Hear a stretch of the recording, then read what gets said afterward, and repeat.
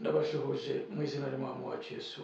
I greet you in the name of our Lord Jesus. kandi tubahaye ikaze mu kiganiro ukuboko kw'Imana. And we welcome you to the program The Hand of God musanga kuri Awakening Revival Mobile TV that you find on Awakening Revival Mobile TV. Imana ibahungisha. May God bless you. kadusenge. Let's pray. Data mu izina rya Yesu, Father, in the name of Jesus, ndagushimiye kandi ndaguhimbaje. I thank and praise you. tuguhaye icyubahiro, I honor you. tuguhaye ikaze.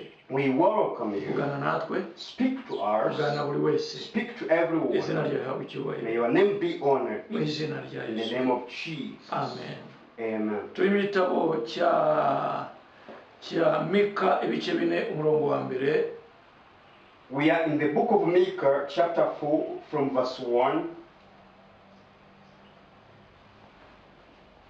haravuga ngo ariko mu minsi y'imperuka umusozi wubatsweho urusengero rw'Uwiteka uzakomezwa mu mpinga z'umusozi, ushyirwe hejuru usumbe iyindi, n'amoko azawushyikira.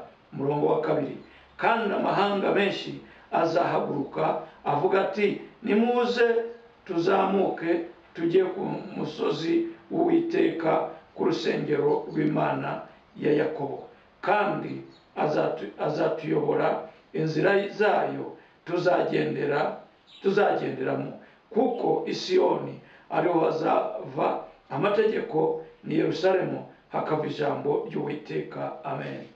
In the book of Micah, chapter 4, from verse 1 to verse 1. In the last days, the mountain of the Lord's temple will be established as chief among the mountains. It will be raised above the hills, and the peoples will stream to it. Verse 2. Many nations will come and say, come and let's go up to the mountain of the Lord, to the temple of God of Jacob. He will teach us and make us able to walk through his paths. The law will go out from Zion, and the word of the Lord from Jerusalem. Verse 3. He will judge between many people. Hallelujah. Hallelujah. Imana ishimwe. Praise God. ndashima Imana cyane. I praise God a lot. kandi turashima kubw'ubuhanuzi bwa Mika. And we praise God for this kind of a prophecy of Micah. Mika yahanuye ibihe bya nyuma. Micah prophesied the last season, the last time. yaravuze ngo Mika yahanuye ngariko mu minsi y'imperuka. He prophesied saying, but in the days, the last days, mu minsi y'imperuka, in the ending days. Hallelujah. Hallelujah. rero mu minsi y'imperuka, So in ending days, yaravuze ngo umusozi ubatseho urusengero rw'Imana he said the mountain, they will establish that God, the temple of God. uzakomezwa mu mpinga z'imisozi, It will be confirmed, it will be established on the top of mountains.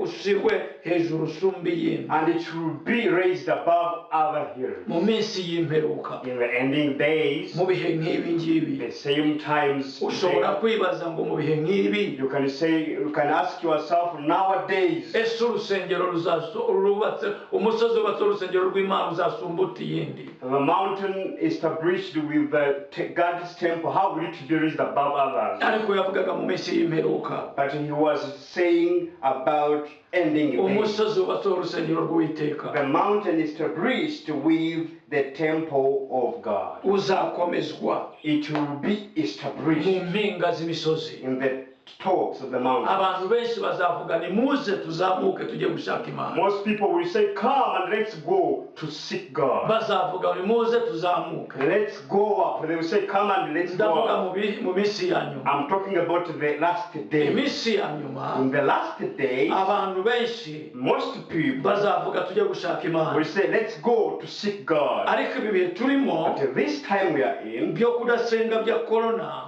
because we don't pray because of coronavirus, bitumye abantu bacika intege, it causes people to be weak. bitumye abantu bava mu myanya bari It causes barimo, people to leave their position. bitumye abantu basubira inyuma It causes people to backslide. ariko ntabwo bikwiriye kuduca intege But it should not weaken us. kuko ibyanditso bikwiriye gusohora Because scripture should come to pass. iyo niba bisohoye rero When it comes to hari pass, ubuhanuzi bwa mika there is a prophecy of Micah. ubuhanuzi bwa mika bwo buravuga So ngo Micah's prophecy mu says, minsi y'imperuka in the last day, umusozi wubatseho urusengero the rw'ibisumba iyindi mountain misozi will be raised above other hills. imisozi ni myinshi And there are many mountains. imisozi iratandukanye Mountains are different. ariko uyu munsi turavuga ku musozi But w'uwiteka today we focus on the mountain of the wubatseho Lord. urusengero rw'imana Established with the God's uzakomezwa temple. It will be established. uzasumba iyindi It misozi will be raised above other aka mountains. kanya tuvuga Nowadays, right now, dushobora kuba amaso tuyahanze umusozi witwa coronavirus maybe we are insisting on this mountain coronavirus. ariko nubwo amaso tuyahanze umusozi witwa covid-19 Even though we stare with our eyes at coronavirus as a mountain, ariko umusozi w'uwiteka uzasumba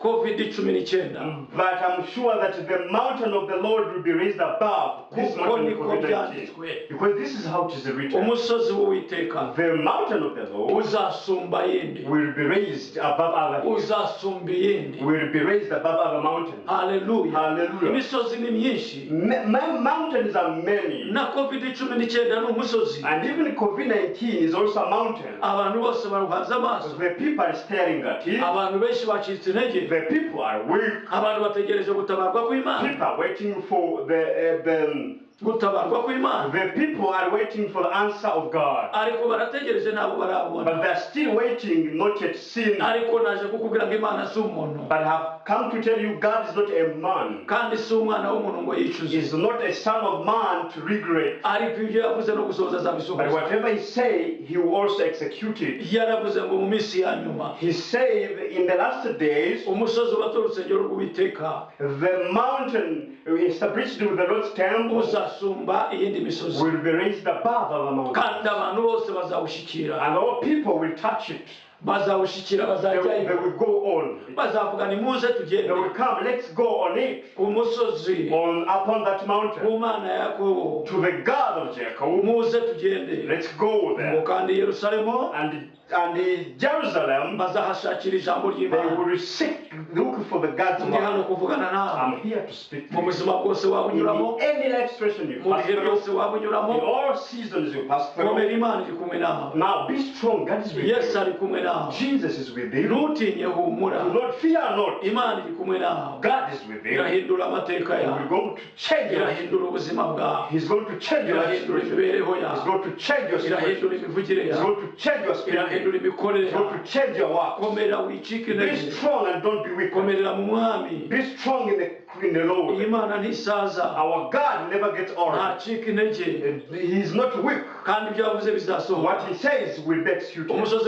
umusozi nusumba iyindi misozi When the mountain is raised above our mountains, abantu bazatangira kuza the people will start coming. hari abategereje kuza ari uko umusozi w'uwiteka wasumba iyindi The misozi people still wait for to coming when the mountain of the Lord is above other mountains. kuko ibitangaza n'ibimenyetso byatangiye Because the mountains and signs have hari begun. ububyutse dutegereje There is a revival we are waiting hari for. ububyutse There is dutegereje a revival we are waiting for. ubwo ibyo ureba bitazashobora guhagarara imbere y'imana Because what you see will never comfort to stand before God. dutegereje ububyutse We are still waiting for the dutegereje revival. gutabarwa We kw'imana stand for the answer of ibyo God. ureba ntabwo bizashobora guhagarara imbere y'imana Everything you see will never be able to stand before God. imana iri kumwe nawe God is with us. haleluya Hallelujah. turasenga imana Let's pray. data mu izina Father, in the ryawe name of Jesus, ndasengera abantu I bose pray for all people. bagirire neza Serve them well. haza kwifuza kwa Satisfy their needs. barwanirire Fight for them. batsindishirize Now win for them. baburanire Now judge for them. mu izina In rya the name yesu of Jesus, bagirire neza serve them haza good. kwifuza kwa Satisfy their needs. abacitse intege Those who are weak, abasubira inyuma those who backslide, batabara ubarwanirire now answer them, Lord. baburanire Fight for them and judge for them. May your might hand be with them. In the power of Holy mu mavuta Spirit. In the y'umwuka anointing of Holy Spirit. In Jesus' name. Hallelujah. Hallelujah. Hallelujah. Hallelujah. haleluya Hallelujah. ushobora kuba You may utarakizwa not be saved niba yet. ushaka gukizwa subira muri aya magambo If you want to be saved, repeat such words. vuga ngo mwami yesu Say, Lord yumvishe Jesus, ijambo I ryawe have heard your word tsindwa and n'urubanza I'm convinced. ndakwinginze I beg you, ubabarira ibyaha forgive my ibyo sins, nibuka those sins I n'ibyo remember, ntakibuka those sins I don't remember unyuhagize yet. amaraso yawe Wash me with your blood. aranga izina ryanjye mu gitabo cy'urupfu Delete my name from the book of death. ubyandike mu gitabo cy'ubugingo Now write it in the book of uyu life. munsi ndatuye From today I confess ndakijijwe and I'm saved. haleluya Hallelujah. ubu umaze gukizwa Now you're already born mwene again. data ashaka itorero ry'abantu bakijijwe My brethren, seek for the church of Christians. baraza kugufasha They will help you. imana ibahe umugisha May God bless you. shalom shalom Shalom.